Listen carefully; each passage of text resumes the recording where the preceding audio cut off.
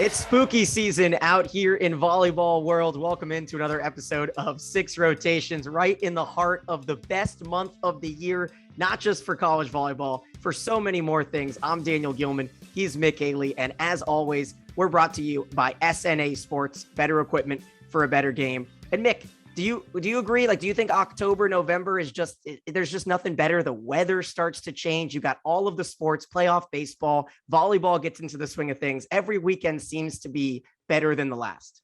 When I was coaching, October was the dog days for the teams because it was the middle of the season and they had trouble with motivation. But boy, this October, it looks like we have matches every week that are fun to watch. So I'm thinking some things are changing.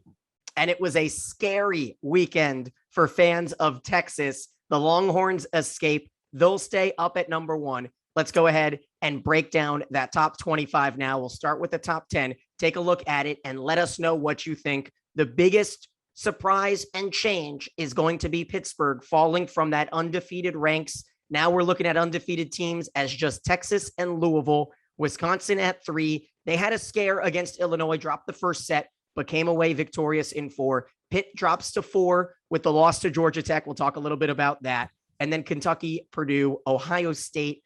BYU continues to sweep the teams they're supposed to sweep. So we are just waiting for them to take on the cream of the crop in the WCC. And then Nebraska 9, they seem to be a bit revigorated with the additions back of Stivrins, and Washington rounds out that top 10. Mick, what are the biggest surprises to you, if there are any, in this top 10?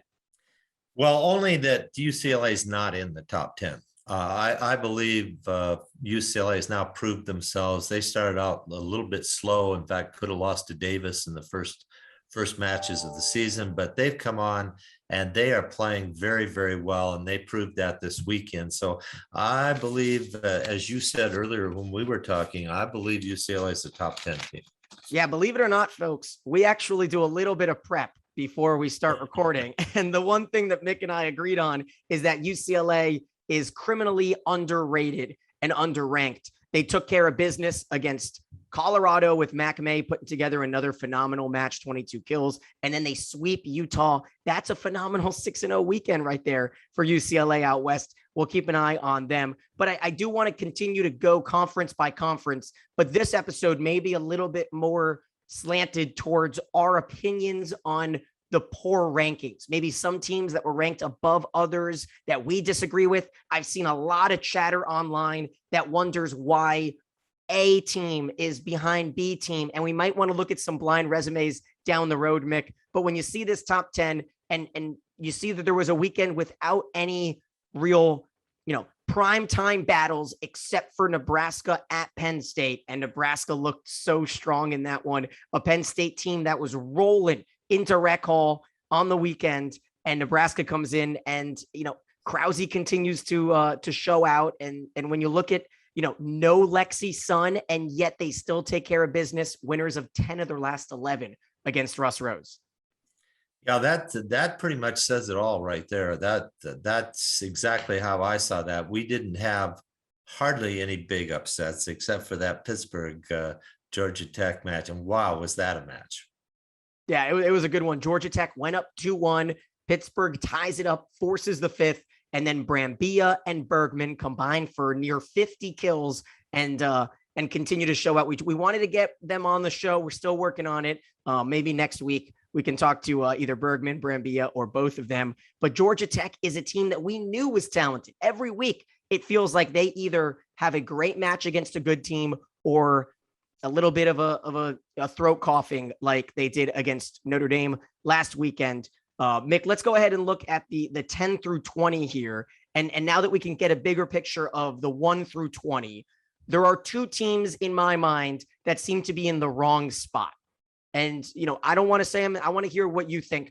If you could pick one team and switch it with another one, which one would it be here? Maybe in that teen range. Well, I would have pulled BYU down to 11 and moved UCLA up. I think Washington is not very tested yet, and I'm worried about them. I do like Drexel. She really dictates their wins, but they play a lot of 3-2 matches, and they haven't really hit the tough part of their schedule. So I like them around 10. I think that's all right, but I do think UCLA should be moved up. I think BYU's schedule doesn't give us a good idea of how good they are, so they need to stay down a little bit. That one got my attention there. I had Penn State a little bit higher. I guess I had them around 18, and Utah around 17, and Stanford at 16. AVCA had Stanford at 18, but Stanford's better than 18, I think. Yeah, and it's a little bit nitpicky. And I guess when you look at head-to-head matchups, mine is a little bit counterintuitive, but I like UCLA above Washington. I think they both belong in that range, maybe UCLA around 10 or 11, Washington around 13, 14. But the one that I would just straight up switch is I would put Georgia Tech up to 12 and drop Minnesota all the way down to 16. There is some sort of this admiration that the coaches seem to have with two specific teams, and it's Minnesota and it's Florida. And let's go ahead and look at the Final Five here. And when you see Florida still in the top 25, they have had some bad weekends. They continue to disappoint. And as a Florida graduate, I can speak with a little bit more emotion about it. It's just a disappointing start to the year. And I think it would do them well to drop them out of the rankings, reset a little bit, add a chip to the players' shoulders, right? You're a Florida Gator, but you're not ranked right now. First time not being ranked in what, like 6-7 years, if it does happen, but they've got them clinging on to 23. Colorado, the only team that drops out. And somehow, Mick, and I've seen so many people asking, what if this happens on Monday? And the what if is, what if Illinois is not ranked? And I am stunned. Illinois comes into Purdue last week. They beat them. Then they come home and Purdue takes care of business, but it's a barn burner. They have to play Purdue, Wisconsin. That is a stretch there. And when you take a look at the losses that Illinois has this season, they've lost to Wisconsin twice, to Purdue. They've lost at Creighton. They've lost to Colorado and Washington. Those are the losses for Illinois. I hesitate to, say that they don't deserve to be ranked. What do you think? Well, I think it's a close call. Yeah, I didn't have them in my top 25. Honestly, I had them at 26. I think they're one of the 4 teams that I have that are on the upswing. They're starting to play well. They found their lineup. Their players seem to be much more comfortable with their system. They seem to be doing much better in that regard. There are several teams like that, but yeah, I could go either way. I had actually moved Miami into the top 25, and they have been doing a steady job from day one. They only had one slip at 9 o'clock in the morning against Central Florida. They have played unbelievably well. I think they deserve a spot up there. And then I could see Washington State in there, but I had Marquette in there, and I think the Marquette-Creighton matchup in that conference is still one of the best. Creighton got the first one. I wouldn't move Marquette down because they lost that match. Let's see what happens the second time they play. Yeah, it's been a historical season for Kino Kandara down in Coral Gables. And we had that interview with the Chacon sisters last week, hyping up into that Wednesday match. And Florida State goes down to Miami, gets beat in 4. Then Miami goes out to Duke, beats them in 3. And right now the Hurricanes at a near program record, 14-2. They're 5-1 in the conference. They sit in the RV receiving votes category of our top 25 this week, as does Michigan. And that's going to lead us into our, conference by conference look. And we start with the Big Ten. We talked about Nebraska over Penn State, Purdue's revenge game at Illinois. It was tight. It was fun, as always, at Huff Hall. It's a very tough place to play. And then Michigan loses Paige Jones in the 5th set. Hopefully it is a minor injury. Looked like a knee for Jones, who fell awkwardly. But the service game decided it all. Michigan beats Minnesota in 5. After the Nebraska-Penn State match, it was a fun night on Big Ten Network. Michigan had 8 aces. Minnesota had 1 ace and 16 service errors. And that's why, I don't know, watching Minnesota, they're just not the team that a lot of people thought they might be, and yet somehow still top 12. You have to be careful with Minnesota. They built the team around Samity. Samity's got to get her kills. Stanford was like that with one of their players in 2004 that they set 60 to 70, 80 times. Agana, sorry, I've lost her last name, but she was so good. But they would get beat in the middle of the season. But when it gets to the end of the season, if they can rest that individual star, Samity, they are a team that you have to watch out for in the tournament. Now, if she has to get 60 sets every match for them, then she might be worn down too much for the end of the season. But if they can lose a few matches, if they have to, and stay healthy, you have to watch out for a team like that. But that's why Minnesota is having trouble. They can't get the kills on the right side and the left side that they were used to. The middles are not as dominant, but Samity is better than she has ever been. And then one more notable performance this weekend in the Big Ten. Northwestern, after forcing Minnesota to 5 last week at home, they go to Maryland, who are receiving votes, and the Terps have fallen a little bit from grace after their phenomenal undefeated start and their win against Wisconsin. They lose in 5 at home to Northwestern. And then the Wildcats take a set, the third set at Penn State. So they could be making a little bit of noise there, but nothing that we have to keep too much attention towards. Let's talk ACC though, right? Because Louisville had the scare of the season. Syracuse in the first and the second set had multiple set points against Louisville, and yet the Cardinals survive it. They stay undefeated. That kind of lines up with our Texas survival of the reverse sweep against Kansas. So Louisville stays there. Miami rolls over Florida State, and then Pittsburgh falls to Georgia Tech. The ACC continues to be week after week, maybe the most exciting conference to watch. You could pick up any match and something crazy is going to happen. Yeah, Alexis Akio for Pitt is somebody that's flying under the radar. The setter for Pitt is really, really good, in my opinion. I watched that match, really thought Georgia Tech played great, but what stuck in my mind was how good Akio was in handling some of the passes she got from the Pittsburgh players during that match. So that was interesting to me. But that ACC looks like a 4-team race now. I think Louisville, Pitt, Miami, and Georgia Tech are the teams to look out for in that conference. And I think Miami's a surprise in there because everybody expected Notre Dame to be in there. They did, and Miami, and you have to kind of wait and see what happens with Florida State as well, because they've got the win over Florida in their back pocket. So if they put together a run, they can make a little bit of a bid. They're usually an NCAA tournament mainstay. Over to the Pac-12, though. And we talked a little bit about UCLA and how phenomenal of a weekend they had, sweeping Utah, sweeping Colorado. Danny Drews becomes the all-time kill leader out in Utah. They sweep USC. And then with Washington, a weekend of wins, but not deciding wins, as you say, right? A 5-setter in Tempe against Arizona State, and then a 4-setter in Tucson at Arizona. And what'd you think about Stanford? You told me that you had Stanford ranked a little bit better than we have them in the AVCA poll at 18. Stanford lost a 5-setter, though, on Sunday to Oregon, a team that continues to baffle me, Mick. I have no idea what to think about Brooke Nunneveller and Borup and Morgan and Oregon. They're sitting at 13. It's still just that cluster in the teens for the Pac-12. Well, Oregon's interesting because of their size. They're, except for Nunneveller, who's undersized and keeps scoring like she was 7 foot tall. She is an amazing young lady to watch. If you want to watch somebody that's just fun, you need to watch Oregon to watch Nunneveller. But their block is consistent. They don't dominate in any position. They spread the ball out. They're not fancy to watch. They don't really do special things, a little bit like Washington, yet they win. And so you have to watch both of those teams. I want to see Oregon play Washington because that's going to be two styles that are similar, in my opinion. Stanford has Baird, who keeps getting better on the left side.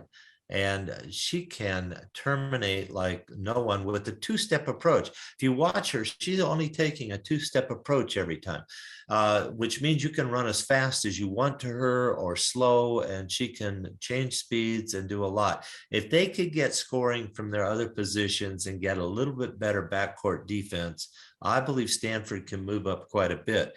The Pac-12 is interesting, though, because they have 8 teams in the race right now.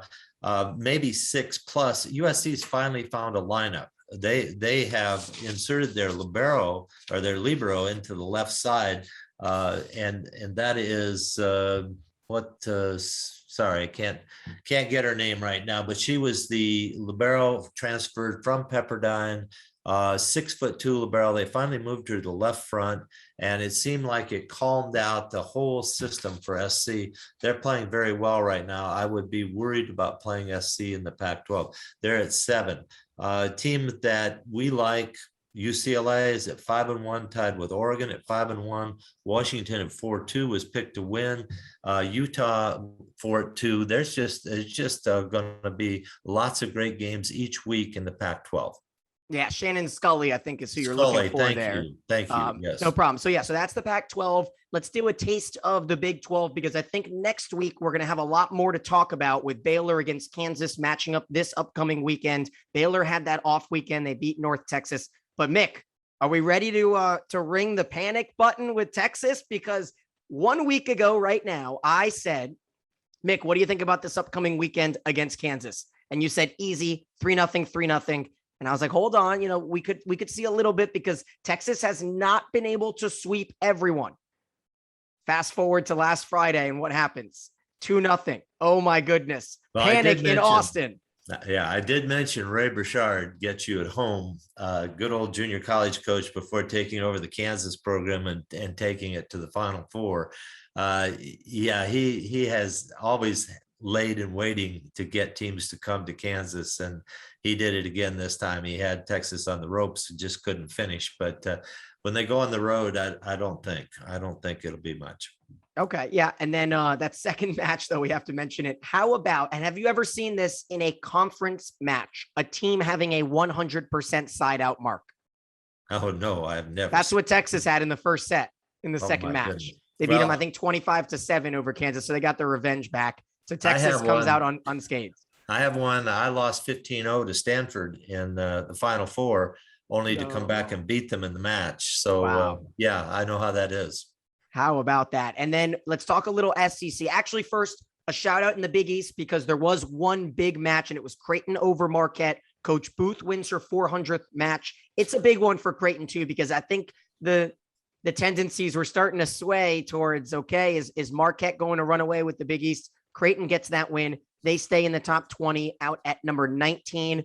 But number 21, Tennessee, making noise. Let's talk SEC here, because it's Tennessee, and you would not believe who sits there with Tennessee in the standings. Arkansas at 5-2, putting together a fantastic season. It's Kentucky, Tennessee, and Arkansas with Florida, a bit of a 4-horse race there in the SEC. Tennessee is the hottest team and the most consistent team right now, other than Kentucky. Arkansas is right there with them, but Arkansas started way back, and that's the way he always coaches there. He gets his kids to play hard. They always have big arms on the left side and little bodies. I don't know where he finds these arms, but they're never usually over 6 foot tall, and they just hit the cover off of the ball. So Arkansas is hot. Tennessee is consistent. Kentucky is Kentucky. And what's going on with Florida? And I'm excited to see Jason Watson. He's always an emotional coach, and they got the off week this weekend. So the matchup with Kentucky comes next weekend, right? The October 22nd weekend, something like that. So that'll be an interesting one. But yeah, we don't know what's going on with Florida. We'll have to put a pin in the SEC right now, because if Tennessee keeps making noise, we'll have that circled Kentucky versus Tennessee battle as if it was a college football game. But let's get over to our segments here before we talk about some other stuff. Our upset of the weekend. You had a couple of them. We didn't do a poll, but I'm curious to see if you picked the same one that I picked, because I have the Pacific win over Pepperdine in 5. Yeah, UOP really pulled off a stunner. They haven't really been up there for some time, and to get Pep like that, that's a pretty good win. Yeah, I think that's a big one. But Michigan over Minnesota, I thought was pretty good too. And and of Miami, course Georgia Tech. Yeah, and Miami over Florida State. I think that was a good win. Maybe not an upset, but a good win. And then you got, I just thought Georgia Tech Pitt was a great battle. That's not an upset. That's just a great battle of two high quality teams. And Georgia Tech had to play that way both matches this weekend. So they had Louisville first before they had that match with Pittsburgh. So how do you get 2 and 3 in the same weekend? Yeah, that's a good call. And Louisville, because they played them first, the benefactor, Louisville and Pitt will have that anticipated matchup at the end of the month. It won't be as intense, but it could still be a top 5 battle. Before we head over to some breaking news that we got this weekend, I want to give a shout out. Our first of the weekend goes to Citadel, that team in Charleston. They swept Furman, their bitter rivals, for the first time in program history. How about that? Furman was 42-3 all time against the Citadel. And, I've got a good buddy over there. He's the assistant coach, Tim Ebeck. Texted me, he said, hey, if we beat Furman, you got to talk about it on the show. What do you know? Citadel goes out, sweeps Furman. So they get a nice little congratulations as our first of the weekend for the first ever sweep in program history. And then friend of the program, Sam Gore, who does broadcasting for ESPN, came out with a couple big announcements from the ESPN side of things that I wanted to talk about here for a minute, Mick. They're going to do that typical college football style top 10 committee reveal on Halloween night on a broadcast on ESPN. So keep an eye out for that. We'll do an episode, obviously, that after that weekend as well. So we'll be able to see what the committee's looking at. But if you had to guess right now, are there major glares in the top 6 from the AVCA to what you think the committee will have? No, I think they should be real close. The committee should have, and I wish they'd pick the top 8, not the top 10. I agree. 10 is a weird number, right? Yeah, because you've got 16 slots and they're all going to get to host, and you've got the top 8, which you pick as the final matches in the regionals. So top 10 doesn't fit for me. But I like the top 8 teams in the poll. Like I said, we would replace BYU with UCLA right now. And I'll be honest, though, when you look at it, there's no way that Nebraska isn't going to be in that top 8 for the committee, right? Yeah, it's Nebraska. Well, for the committee, but you know why? They're looking at of course, but they're Nebraska. 7,000 people in the seats, Exactly. So, I mean, I wouldn't even put it past them if Nebraska has a strong finish, though they might snag a top 4 if someone like Pittsburgh falls off the wagon over a team like Kentucky because of the draw of Nebraska to be able to host the regional. Yeah, and the tournament, everybody talks about who gets into the tournament, but I would tell you, Daniel, that the real critical part is where you place the teams on, of course, to get into the tournament on the brackets, because I've seen really good teams run into people they shouldn't have run into too early and have matches they shouldn't have had to deal with at that point. Usually in California or Texas or Florida, when you have Rice in Texas or A&M in Texas or Cal Poly in Stanford or Florida and Florida State, teams that you could just easily separate, but you don't. And yet last year, we finally got a year where they didn't factor in travel. And what an exciting first 2 rounds we had because it wasn't so slanted. And so speaking of the rounds, though, we had one more big announcement. We talked a little bit about that off day in the regional semis and finals. And so the announcement came that it's confirmed that the regionals will be on December 9th and 11th. So it'll be Thursday, Saturday, which is what you mentioned. And it does take 1 day away from that prep between the second round and the third round. Yeah, 2 ways to look at that. Always, you look at it if you're traveling. Let's say you played. Some people even play on Sunday because of basketball and some other things. But if you played Saturday, Sunday, and then had to travel for a Thursday match, you get no practice that week. Play Friday, Saturday. You like to take a day off on Sunday, Monday, good practice. Tuesday, good practice. Travel Wednesday. Now they're playing Thursday. Maybe you travel Tuesday, get in there, but you're only going to get 1 or 2 practices. So it's a little bit different. Yeah, that's just one of those announcements. The other one coming from Sam is that the experimental challenge rule that the Big Ten is using right now, where coaches get 2 challenges, but if you win your challenge, you just get it right back. Everyone is liking it. It's going well. It will not be used in the NCAA tournament this season. There will not be that new change. Instead, it'll still be the 3 challenges. You have to get all 3 right to get an extra one, which I think we're all in consensus that we don't like the old rule. We want the new one, but maybe it's a transfer process that we might get in 2022.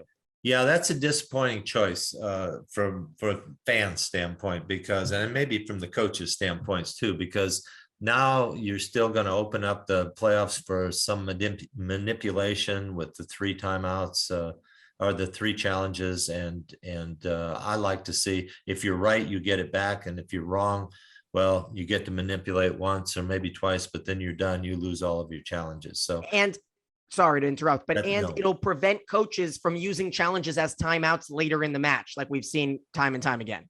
Yeah. Yeah. I just think, we need to take that manipulation out. I think it's a good rule for the referees, because sometimes you're 0.4 of the first set, Daniel, and this is not right, and you don't want to use one of your challenges if you have 3, but if you have 2 and you're right and you're going to get it back, it puts the referees on call right away, and they get better as the match goes along. So I hope they'll change that.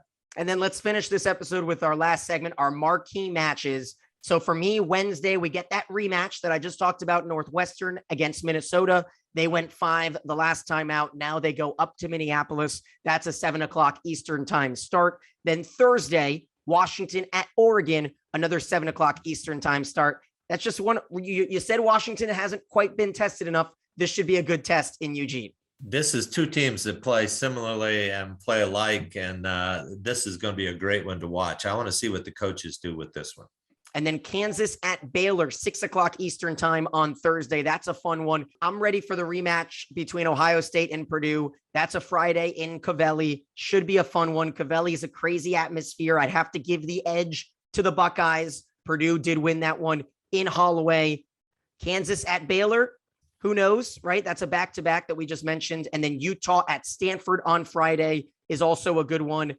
Nothing crazy on Saturday, but then we always have one that goes off the rail on Sunday. And I'm going to go ahead and call my shot now. I'm going to say Colorado at Stanford.